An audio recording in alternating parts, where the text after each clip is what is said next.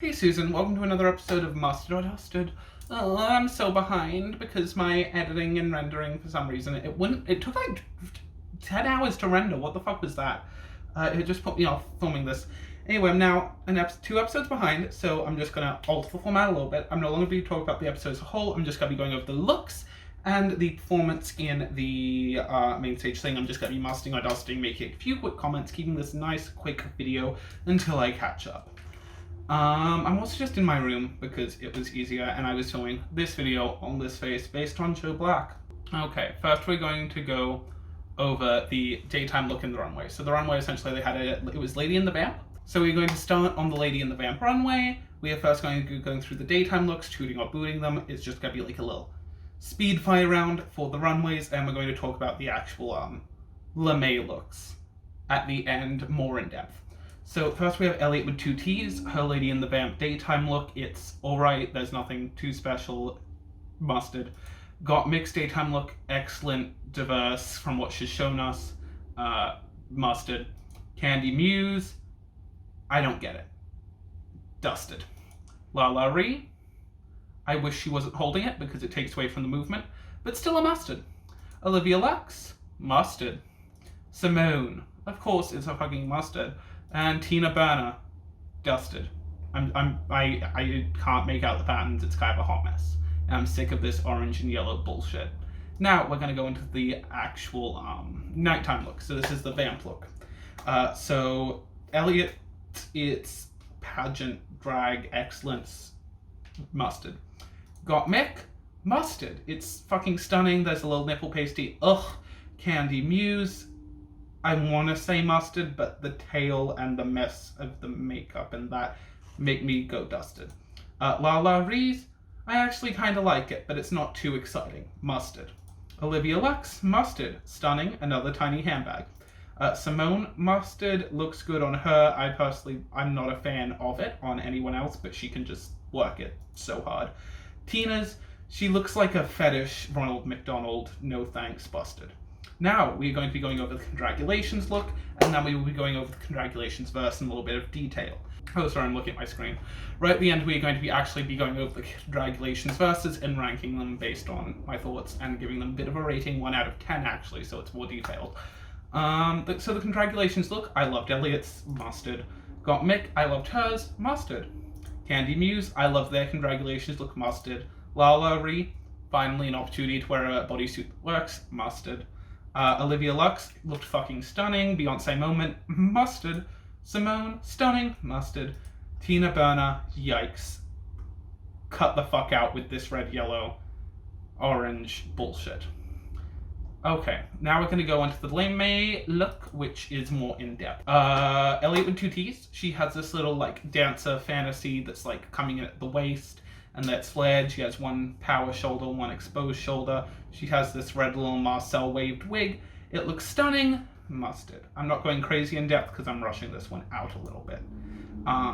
Let me know if you do like it faster though, because that could be good for some people.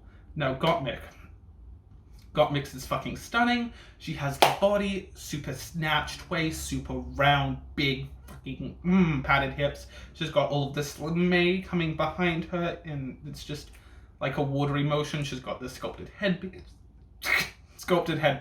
Her makeup, fucking stunning. I need to stop hiccuping. Anyway, it's just fucking stunning as always. It's Gottmik. She's gonna have more mustards than anyone, probably. Mustard. Candy Muse. I didn't like her LeMay look. It felt a little bit too crafty, and it just wasn't cut right to flatter her, and it just was kind of tacky. Also, her hair needed to be like a lot bigger than it was, because it's 60s. 60s was all about the big hair. And then the LeMay look for Lala Ree, I actually really liked it. I wish maybe the pant was more of like a bodysuit type of thing, or like even if the dress had been continued around the front rather than being a jacket. But still stunning, mustard. Olivia Lux looked stunning. She had the little frilly thing with the split. It looks stunning. Oh, what do I have behind me? I have clothes on my bed. Oh, fuck.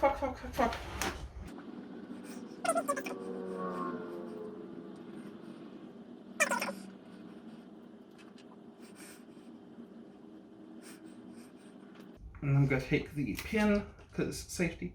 It's literally just a wig pin. It is not a proper pin that you should be using. But yeah, well, Olivia Lux is great with it. I said I'd be going more in depth. I'm not going super in depth because I'm still rushing it. The condragulations verse, I'm actually going to rank 1 to 10.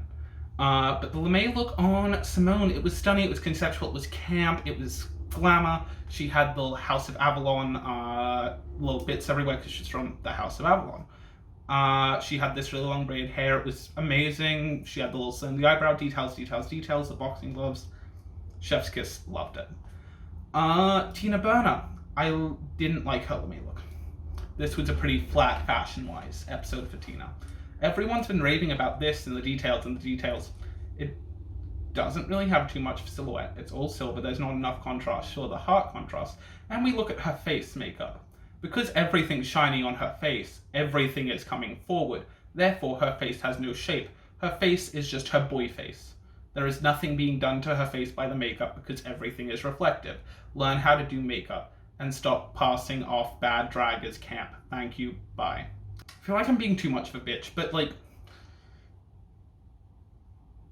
I don't know, I'm just not being a fan of Tina because Tina was just being a bitch in the workroom. This is not a reflection of Tina in the real world. I will straight say this is not a reflection of Tina in the real world. It's a pressure cooker, a lot happens, there's editing, there's storyline production, there's a lot that goes into it. Do not send hate to Tina. I won't send hate to Tina. I don't hate Tina as a person, I just am hating Tina and her performance on the show.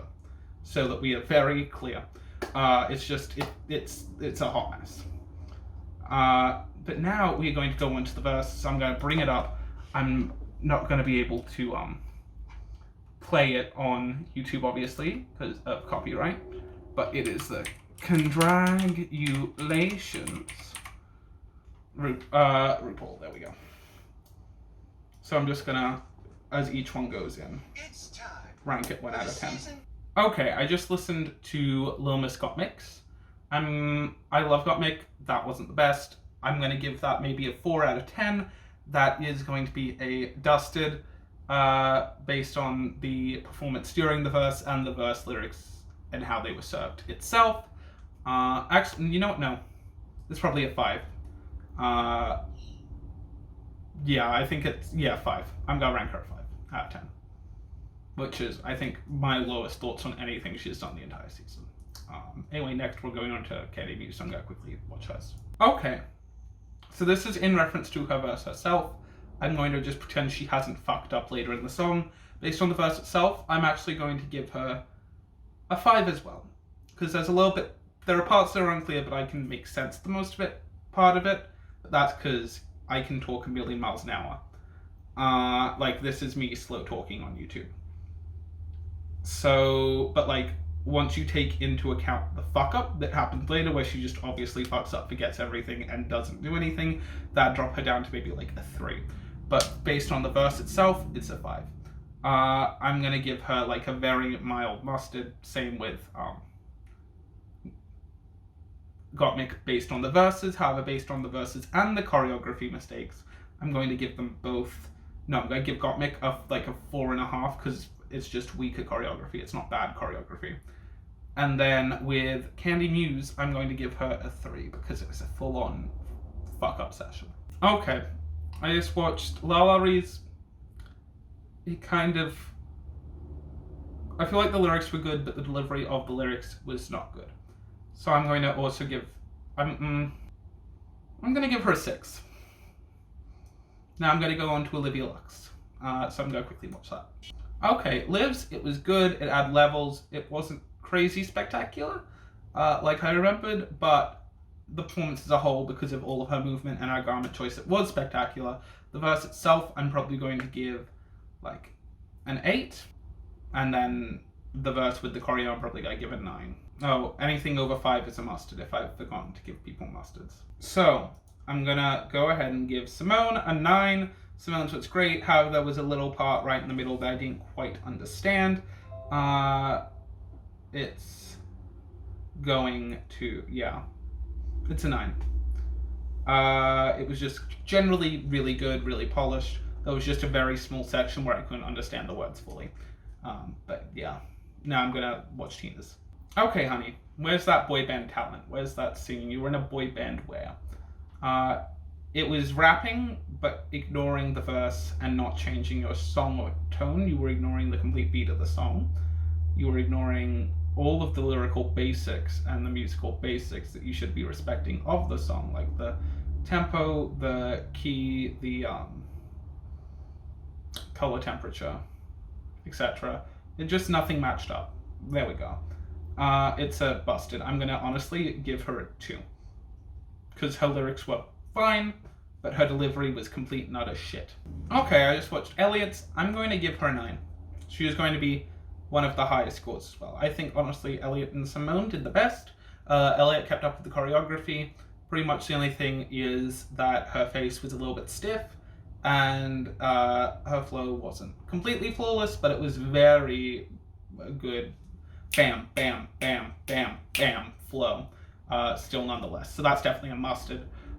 So in conclusion, I actually think I would have wanted to see a lip sync between Simone and Elliot. And I think we would have maybe got a more high energy lip sync, like Olivia Lux.